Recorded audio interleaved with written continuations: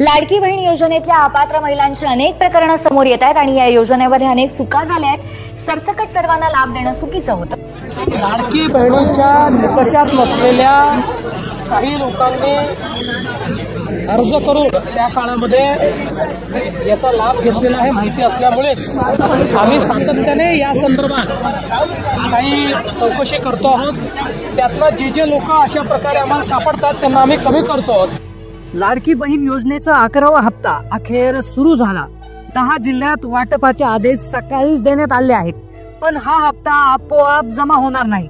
लाडक्या बहिणींसाठी 4 नवे नियम लागू झालेले आहेत। आता बँक खात्यामध्ये पैसे जमा होणार नाही। जे खातं तुम्ही योजनेला जोडलं होतं त्या बँक खात्यात पैसे जमा होणार नाही। लाडक्या बहिणींसाठी अर्जंट सूचना, आता फक्त मोबाईलच्या मेसेजची वाट बघत बसू नका। तुम्हाला वाटेल पैसे आपोआप येतील, पण आता तसं होणार नाही। तुम्हाला एक काम अर्जंट तातडीनं बँकेमध्ये करून जायचं आहे। जर ज्या बहिणी हे काम लवकरात लवकर पूर्ण करतील त्यांनाच पैसे लगेच जमा होणार आहेत, पण ज्या बहिणी लवकरात लवकर हे काम करणार नाही, 4 नियमात बसणार नाही, त्यांना पैसे लगेच मिळणार नाही। पैसे यायला उशीर होईल, कदाचित त्यांची योजनाही बंद होणार।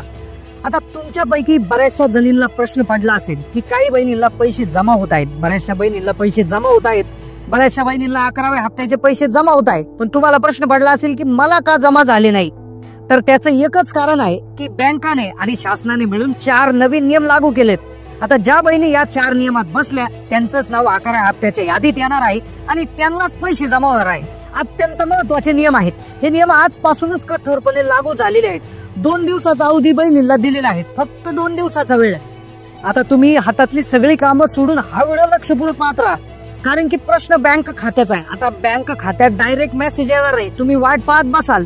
मग तुमचं कोणत्याही बँकेचं खातं असू द्या, state bank of India, bank of Maharashtra, bank of India, central bank, union bank, तुमचं कोणत्याही म्हणजे पोस्टाचंही खातं असू द्या, तुम्हाला हे 4 नियम काळजीपूर्वक समजून घ्यावे लागतील आणि तातडीनं कारवाई करावी लागेल। 4 नियम ज्या बहिणी पूर्ण करतील, सांगितलेली प्रक्रिया पूर्ण करतील, त्यांनाच 11व्या हप्त्याचा मेसेज येणार आहे। ज्या बहिणी 4 नियमाचं पालन करणार नाही आणि जे काम अर्जंट करणार नाही त्यांना पैसे मिळण्यास खूप अडचणी येऊ शकतात, त्यांचे पैसे थांबवले जाऊ शकतात। त्यामुळे हा व्हिडिओ शेवटपर्यंत 1 सेकंदही पुढे न ढकलता काळजीपूर्वक बघा। आणि तर पहा, बहिणींसाठी लागू झाले 4 नियम। ज्या बहिणी 4 नियम पाळतील त्यांचंच 11व्या हप्त्याच्या यादीत नाव येणार आणि त्यांना पैसे येणार। 4 नियमामधला सगळ्यात पहिला आणि अत्यंत महत्वाचा नियम जो आहे, जो तुमच्या आधार कार्डला बँक खात्याशी पुन्हा एकदा लिंक करणं।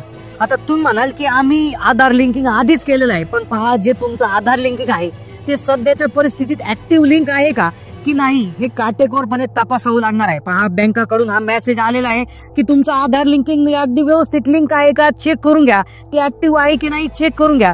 तुमच्यापैकी अनेक जणी म्हणतील की आम्ही अर्ज भरताना आधार कार्ड दिलं होतं, आमचं आधार कार्ड जे खात्याला लिंक होतं, आम्हाला आधीचे हप्ते सगळे आलेले आहेत। तुमचं म्हणणं अगदी बरोबर आहे, पण अनेक वेळा असं होतं की काही तांत्रिक अडचणीमुळे, बँकांच्या अंतर्गत सिस्टीम अपडेटमुळे किंवा इतर कारणामुळे तुमचं आधार लिंकिंग आपोआप निघून जातं, हे इनॅक्टिव्ह होतं, डिलिंक होतं। त्यामुळे तुमचं आधार लिंक जे आहे ते नक्की आहे की नाही लगेच पाहून घ्या, म्हणजे आजच्या तारखेला तुमच्या खात्यामध्ये पैसे जमा होतील। जर तुमचं आधार लिंक ऍक्टिव्ह नसेल, इनॅक्टिव्ह असेल, डिलिंक झालेला असेल तर मग तुमचा प्रॉब्लेम होऊ शकतो। त्याकरता तुम्ही UIDAIच्या वेबसाईटला जाऊन तुमचं आधार लिंकिंग आहे की चेक करा, किंवा तुमच्या 2 मिनिटं बँकेमध्ये जाऊन चेक करून घ्या। आता यासाठी 2 पद्धती आहेत। आता हे पाहण्यासाठी तुम्ही काय करायचंय, तुमचं आधार कार्ड घेऊन तुमच्या बँक खात्यात जायचं आहे आणि तिथे विचारणा करायची आहेत, किंवा तुम्ही सेवा केंद्रातही चेक करू शकता, किंवा तुम्हाला जर मोबाईलवरनं चेक करता येत असेल किंवा तुमच्याकडे कोणी उपलब्ध असेल की ज्याला मोबाईलवरनं चेक करता येतं त्याला घेऊन बसा आणि त्याला सांगा की UIDAI या वेबसाईटवर जायचं आहे।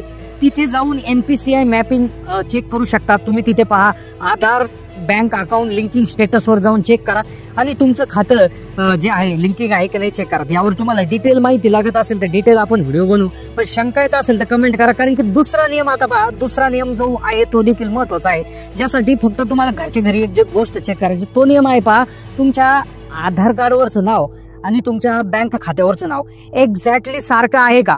आता पहा, तुमच्या आधार कार्डवरती तुमचं जे संपूर्ण नाव आहे, म्हणजे स्वतःचं नाव, वडिलांचं किंवा पतीचं नाव, आडनाव, अशा प्रकारचं नाव आहे, आणि तसंच तुमच्या पासबुकवर छापलेलं जे नाव आहे ते सारखंच आहे का चेक करा। आणि तिसरी गोष्ट, लाडकी बहीण योजनेचा फॉर्म भरताना जे सरकारकडे तुम्ही नाव कळवलेलं आहे तर या 3ही नावं तंतोतंत जळणं आवश्यक आहे। नावाच्या स्पेलिंग मध्ये एक अक्षराचा किंवा मराठीत नाव असेल तर काना मात्रा वेलांटीचा सुद्धा फरक आता जमणार नाहीयेत. आता पहा, बऱ्याचशा बहिणींचं काय होतं की नावामध्ये नॉर्मल स्पेलिंग मिस्टेक असते, एखादा ए जास्त झाला असतो, एखादा मात्रा काना जास्त झाला असतो, तर अजिबात हे चालणार नाही. किंवा बऱ्याचशा बहिणींचं काय होतं की नावाने आडनाव सारखं असतं पण वडिलांच्या नावात काही ठिकाणी राव लावलेलं असतं, तर असाही प्रॉब्लेम असतो. किंवा पतीच्या नावामध्ये राव लावलेलं असतं, तर हे एकदा क्लिअर कट चेक करून घ्या. कारण की आता तशा बहिणी ज्या आहेत तर ते अपात्र आहे असं समजलं जाणार आहे. कारण की आधार कार्ड आणि बँक खातं फार महत्वाची गोष्ट आहे. आता तुमचा असा प्रॉब्लेम असेल तर कमेंट करा. तिसरा नियम आहे बघा, तिसरा नियम जो आहे तर त्यामुळे तुम्हाला मेसेज यायला प्रॉब्लेम होऊ शकतो, तुमचा मोबाईल नंबर लिंकिंग आणि मिस कॉल बँकिंगचा वापर. आता बघा, तिसरा नियम अतिशय महत्वाचा आहे. तो म्हणजे काय की तुमचा बँक खात्याला तुम्ही मोबाईल नंबर जोडला असेल तर कमेंट करा.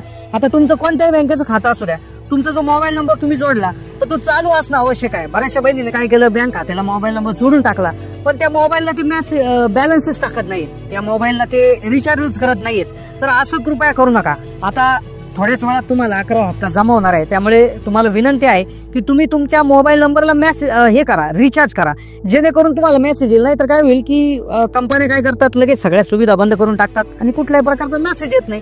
तर हे आपलं काम आहे, तर त्याला रिचार्ज करून ठेवा. दुसरी गोष्ट, बऱ्याचशा बँकांचा प्रॉब्लेम होतो, पोस्ट ऑफिसचा प्रॉब्लेम होतो की ते काय होतात की त्याचे मेसेजेस लवकर येत नाही, SMS मिळत नाही.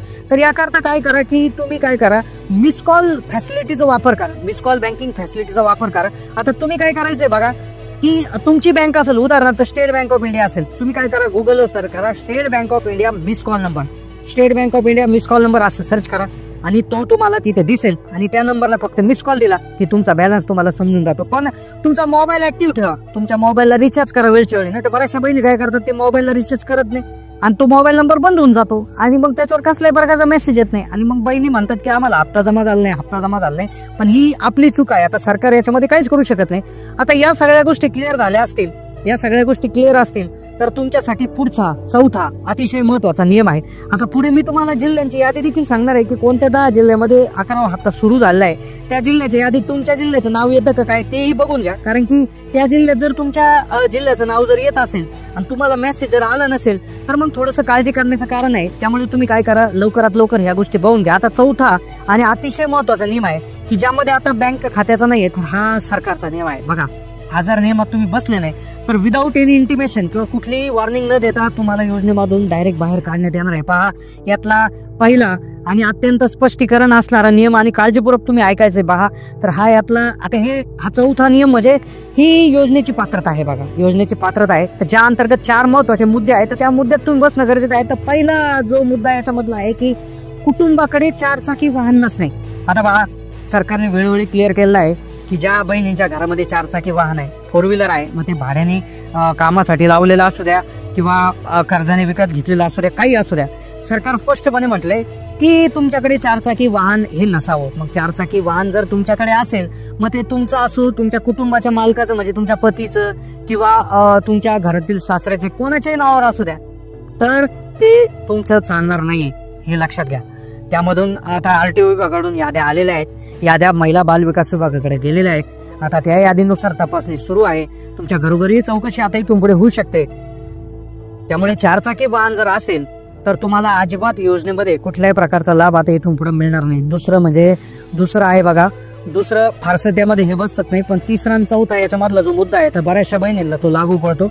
आता यातला दुसरा जो मुद्दा आहे तो म्हणजे शासकीय नोकरीचा आहे. बघा, आता बऱ्याचशा बहिणींच्या घरामध्ये कोणी शासकीय नोकरदार असेल, मग तो जिल्हा परिषद असू द्या, नगरपालिकेत असू द्या, पंचायत समितीत असू द्या, स्थानिक स्वराज्य संस्थेमध्ये असू द्या, कायम असू द्या किंवा कंत्राटी स्वरूपात असू द्या, मानधनावर असू द्या, तर हे आता चालणार नाही. बहिणींनो लक्षात घ्या, कोणी जरी घरामध्ये सरकारी नोकरीला जात असेल तर तुम्ही तुमचा अर्ज रद्द करून घ्या.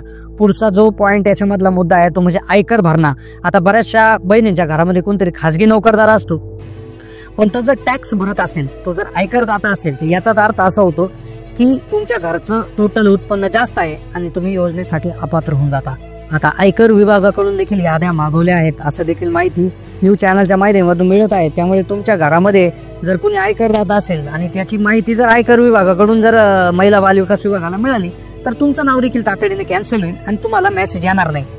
तसेच आता तुमचं घराचं उत्पन्न, आता चौथा मुद्दा महत्वाचा आहे की टोटल तुमच्या घराचं उत्पन्न जे आहे तर ते 2.5 लाख रुपयाच्या आत असणं आवश्यक आहे. बऱ्याचशा बहिणी आता 2.5 लाख रुपये म्हणजे फारसे नाही आहेत, महिन्याला 20,000 रुपये जरी झाले तरी तुमचे साधारणपणे 20 ते 30 हजार रुपये जरी झाले तरी 3,60,000 रुपये होतात. तर साधारणपणे पूर्ण घराचं उत्पन्न मिळून जेव्हा 2.5 लाखाच्या वर जात असेल तर तरी त्याही घरातल्या बहिणी जेवढ्या असतील नसतील तेवढ्या ते सगळ्या अपात्र होणार आहे. तर या 4 नियम तुम्ही लक्षपूर्वक समजून घ्या, त्यानुसार कार्यवाही करा. आधार कार्ड लिंकिंग चेक करा, आधार कार्डवरचं नाव, बँक खात्यावरचं नाव चेक करा, तुमच्या घरामध्ये जे सांगितलंय ते व्यवस्थित बघा. तर या सर्व गोष्टींच्या चौकशी ज्या ज्या महिला करतील त्यांनाच हप्ता येईल, अन्यथा येणार नाही. तर अशाच नवनवीन व्हिडिओसाठी चॅनलला सबस्क्राईब करून आणि जास्तीत जास्त माता भगिनीला व्हिडिओ शेअर करायला विसरू नका. धन्यवाद.